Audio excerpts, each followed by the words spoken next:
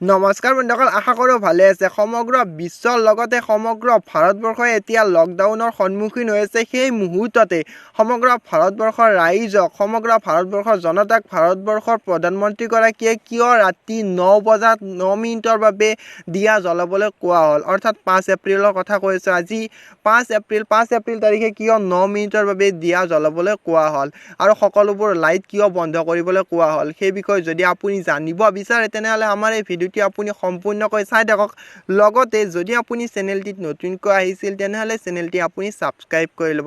বন্ধুসকল, প্ৰথম কথা আমি আপোনালোকক জনাই দিওঁ যে প্ৰধানমন্ত্ৰীগৰাকীয়ে সকলো দেশবাসীৰ জনতাসকলক আহ্বান কৰিছে যে ৰাতি 9:09 বাবে তেওঁলোকে ঘৰৰ লাইটবোৰ অফ কৰি দিয়ক আৰু তেওঁলোকৰ ঘৰত দিয়া মমবাতি নাইবা তেনেকুৱা ধৰণৰ টৰ্চ লাইট জাতীয় সামগ্ৰী তেওঁলোকে ব্যৱহাৰ কৰক। ইয়াৰ দ্বাৰা সমগ্ৰ ভাৰতবাসীৰ লগতে সমগ্ৰ ভাৰতৰ জনতাৰ শক্তি প্ৰদৰ্শন কৰাৰ বাবে প্ৰধানমন্ত্ৰীগৰাকীয়ে এই পদক্ষেপ হাতত লৈছে। বন্ধুসকল, প্ৰধানমন্ত্ৰীগৰাকীয়ে 9 সংখ্যাটোকৈ কিয় বাছি ল'লে তাৰ বিষয়ে যদি আপুনি জানিব বিচাৰে জ্যোতিষশাস্ত্ৰৰ মতে তেনেহ'লে আমি আপোনালোকক কৈ আছোঁ যে 9 সংখ্যাটোৰ আছে অন্য এক ৰহস্য। কাৰণ 9 সংখ্যাটোৱে হৈছে মংগলৰ সংখ্যা। মংগল শক্তিশালী হ'লে মানুহৰ মনৰ শক্তি বৃদ্ধি পায়, তদুপৰি অপশক্তি নাশ হয় আৰু শৰীৰত প্ৰতিৰোধ ক্ষমতা বৃদ্ধি পায়।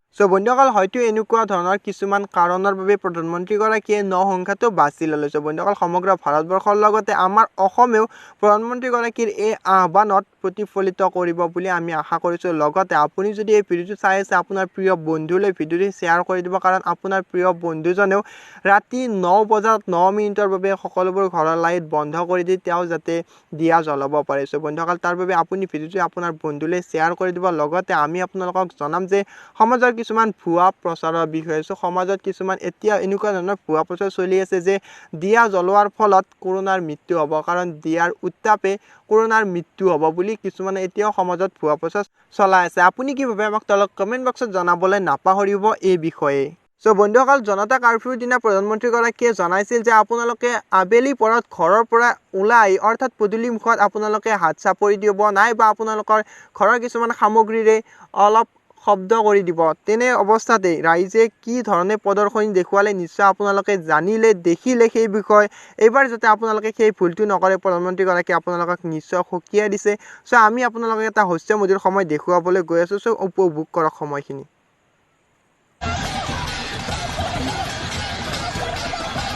বন্ধুসকল, ভিডিঅ'টো কেনে পালে আমাক তলৰ কমেণ্ট বক্সত জনাবলৈ নাপাহৰিব। লগতে আজিলৈ ইমানে, নতুন এটা ভিডিঅ'ত লগ পোৱাৰ আশাৰে জয় আই অসম। আশা কৰিছোঁ আপুনি ঘৰত দিয়া জ্বলাব।